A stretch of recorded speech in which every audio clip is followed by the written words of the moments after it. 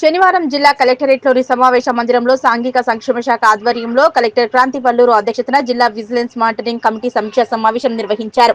ఈ సమావేశంలో సంబంధిత అధికారులు, కమిటీ సభ్యులు పాల్గొని జిల్లాలో అమలవుతున్న సంక్షేమ పథకాలు, వాటి అమలు తీరును సమీక్షించారు.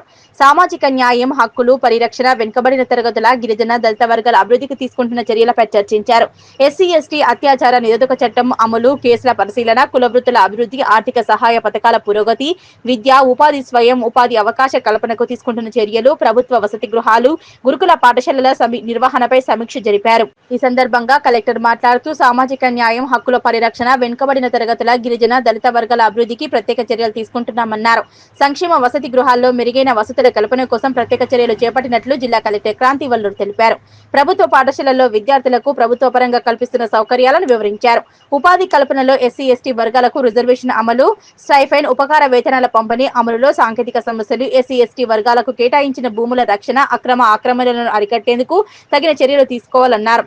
సంక్షేమ హాస్టళ్లలో ఆహార నాణ్యతపై సమీక్ష, అంగన్వాడీ కేంద్రాల పనితీరు, పిల్లల ఆరోగ్య సంరక్షణ తనిఖీలు నిర్వహించాలన్నారు. ఎస్సీ, ఎస్టీ వర్గాలపై జరిగిన దాడులను అరికట్టేందుకు తీసుకోవాల్సిన ప్రత్యేక చర్యలను, బాధితులకు ప్రభుత్వ పరంగా సహాయం, పోలీస్ స్టేషన్లలో ఫిర్యాదుల స్వీకరణ, విచారణలో పారదర్శకత, నిరపయానంగా బాధితులకు న్యాయం అందించేందుకు చర్యలు తీసుకుంటున్నామని పేర్కొన్నారు. ఈ సమీక్షా సమావేశంలో అదనపు ఎస్పీ జీవన్ రెడ్డి, జిల్లా సాంఘిక సంక్షేమ శాఖ అధికారి అఖిలేష్ రెడ్డి, జిల్లా వెనుకబడిన తరగతుల సంక్షేమ శాఖ అధికారి జగదీష్, ఆర్డీఓలు, డిఎస్పీలు, జిల్లా విజిలెన్స్ మానిటరింగ్ కమిటీ సభ్యులు, సంబంధిత శాఖల అధికారులు పాల్గొన్నారు.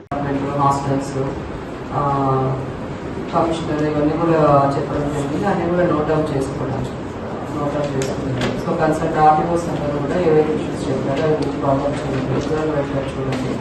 అండ్ హాస్టల్ సంబంధించి పిల్లలకు మనము మంచి ఫెసిలిటీస్ ప్రొవైడ్ చేయాలి. ఫుడ్ అయినా, శానిటేషన్ అయినా, వాటర్ సప్లై అంతా కూడా రెగ్యులర్గా డీవీసీడీఓ, డిఎస్సీడీఓ మీరు ఇన్స్పెక్ట్ చేస్తూ ఉండండి. ఆల్ దిస్ వెల్ఫేర్ హాస్టల్స్ చేస్తూ అక్కడ మంచి సదుపాయాలు కల్పించేటట్టు చూడండి.